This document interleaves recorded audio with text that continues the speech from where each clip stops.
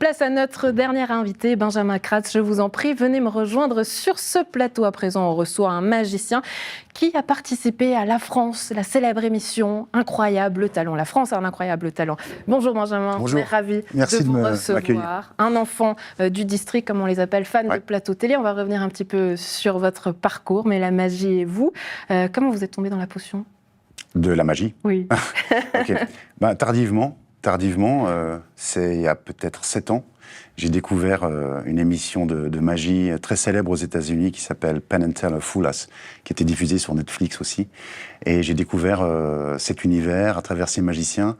Comme tout le monde avant, je savais bien ce que c'était la magie, mais là j'ai eu une sorte de révélation et je me suis dit, mais c'est ça que je veux faire. Donc, comme je suis d'abord comédien, de découvrir la magie, ça m'a permis de me renouveler, de viser de nouveaux objectifs et puis d'apprendre de nouvelles choses. Je ne sais pas vous à la maison, mais moi je me rappelle très bien ce moment où enfant, j'avais cette petite boîte de magie avec une boule, je ne sais plus, il y avait une blanche, une noire petite, des jeux de cartes. Mais pourquoi finalement, Benjamin, c'est en voyant des émissions télé, donc la magie à la télé, sur des plateaux télé, qui vous a permis finalement de vous révéler? Qu'est-ce que ça a révélé de vous? Je pense que quand on est jeune comédien ou jeune acteur, on a besoin des projets des autres pour exister. On ne peut pas être tout seul acteur, il faut bien un texte, un théâtre, une troupe, un metteur en scène, etc. Et puis, pour avoir fait ça pendant quelques décennies, à peu près 3, j'avais besoin, je crois, de changer mes paradigmes de vie et mes paradigmes artistiques surtout. Et du coup, en tant que magicien, on devient son auto-entrepreneur. On est seul. On peut travailler avec un assistant, avec 2 personnes, mais bon, d'abord, on est seul.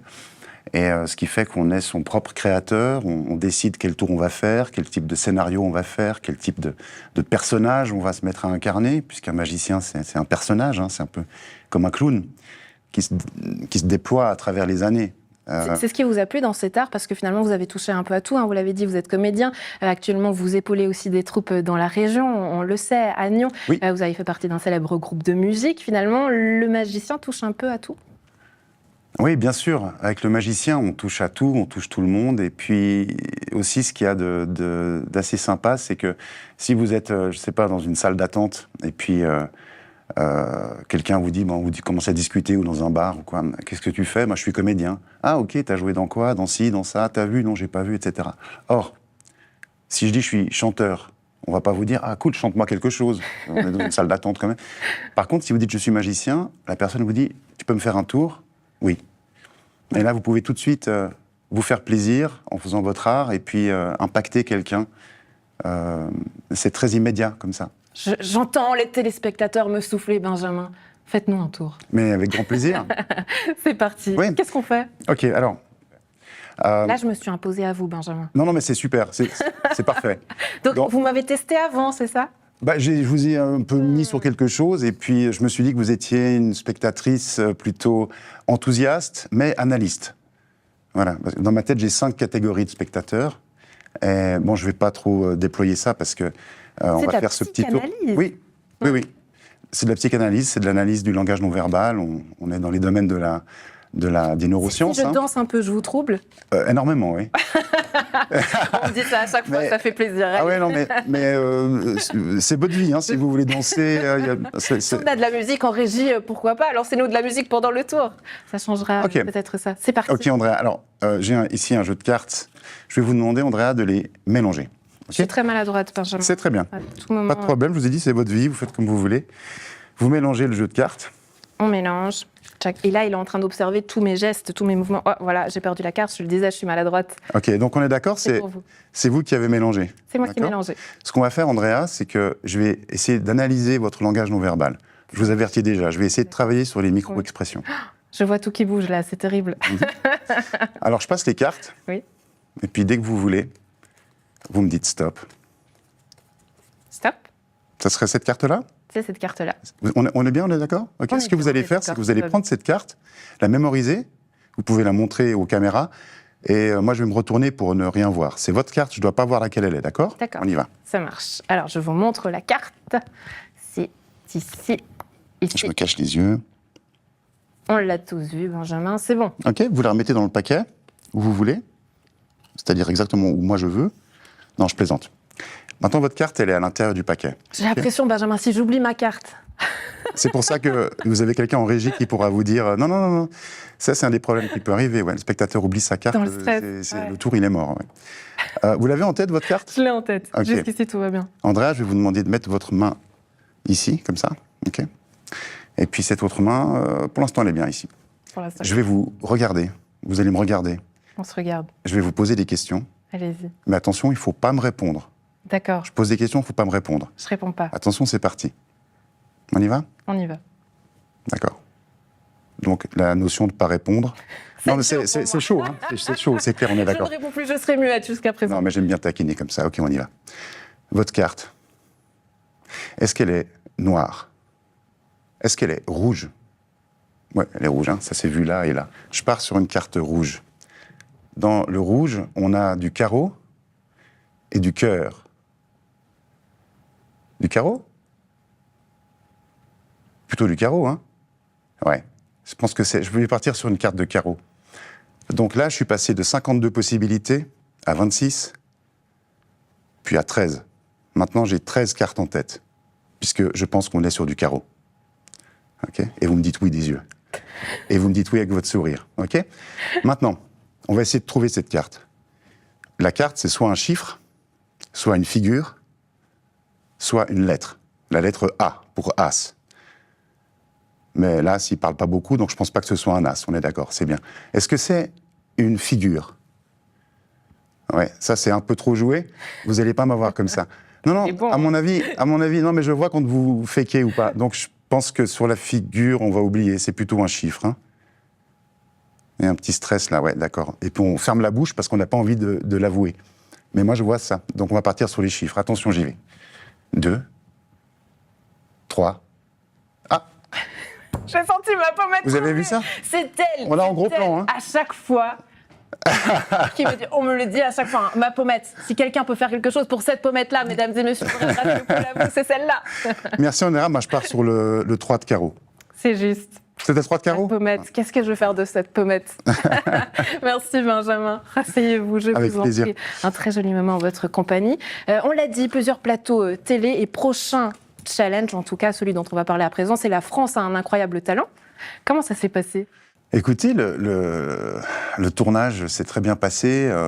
Il y a 100 candidats qui tournent en quelques jours, une petite semaine. Donc c'est assez intense. Mais la production est très rodée. Hein. C'est la 18e saison, je crois, de La France a un incroyable talent. Donc ils connaissent leur travail, on est très bien accueillis. Très bien encadré, et puis la production est là pour vous aider à faire votre performance, quelle qu'elle soit, du mieux possible. Alors vous-même, je sais qu'au travers de cette expérience, vous vous êtes amusé.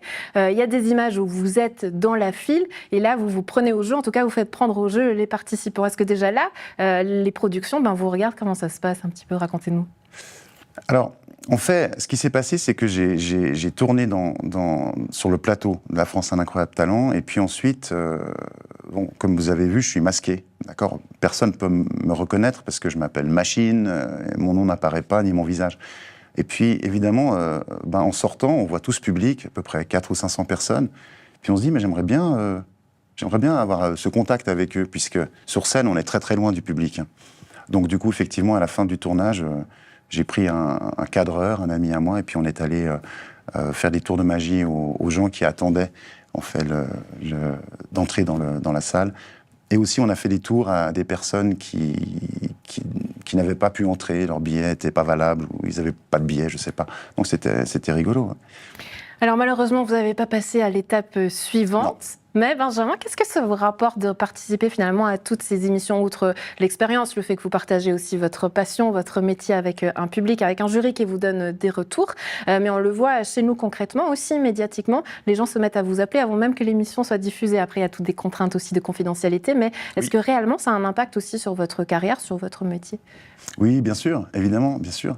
Quand on fait de la magie, si on prend cette discipline-là des métiers artistiques, on a besoin d'un public. Et puis, on doit aller le conquérir, ce public. Et pour ça, il faut se faire connaître.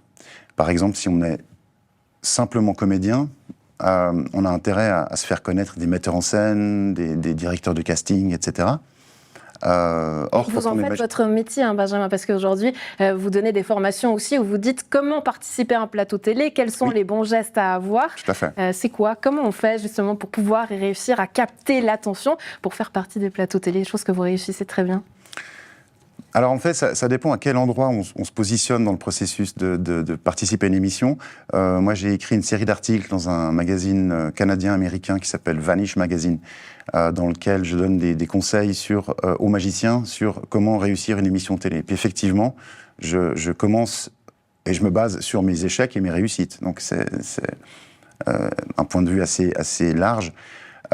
Donc ce qui se passe, c'est que en fait, quand on commence à travailler, qu'on a un tour qui est chouette et qu'on a envie de se faire connaître, c'était ce que je voulais dire tout à l'heure, on a intérêt à ce qu'il soit vu par le public. Le magicien, il va être engagé par des gens du public, par des personnes qui dirigent une association, qui ont besoin d'événements pour une association, un anniversaire, un mariage, etc. Donc si je vous comprends, le fait de ne pas avoir passé à l'étape suivante avec la France a un incroyable talent, ce n'est pas forcément un échec, parce que finalement, ce qu'on veut, ce que vous voulez, c'est qu'on parle de vous. C'est qu'on parle de vous, voilà, exactement, que le nom circule, même si là, je suis sur une identité secrète, mais ça ne m'empêche pas d'être ici avec vous aujourd'hui. Et voilà. Opération séduction réussie, Benjamin Kratz. En tout cas, on a plaisir à vous voir sur scène. Est-ce qu'il y a peut-être des dates à nous communiquer aussi de où est-ce qu'on peut vous voir, chez nous ou ailleurs? Eh bien, il y a un certain nombre de choses qui sont en route, qui ont été tournées, qui sont en place, mais je C'est les questions pièges. peux pas encore en parler. Un C'est site ça le internet? problème. Alors, bien sûr, on me trouve sur les réseaux sociaux, Facebook, Instagram, YouTube. Benjamin Kratz, merci beaucoup d'avoir été en notre compagnie. C'est moi qui vous Excellente remercie. journée à vous, à très bientôt, au revoir. Au revoir, à bientôt. À la maison, un plaisir d'avoir été en votre compagnie. Bonne suite de programme, à bientôt.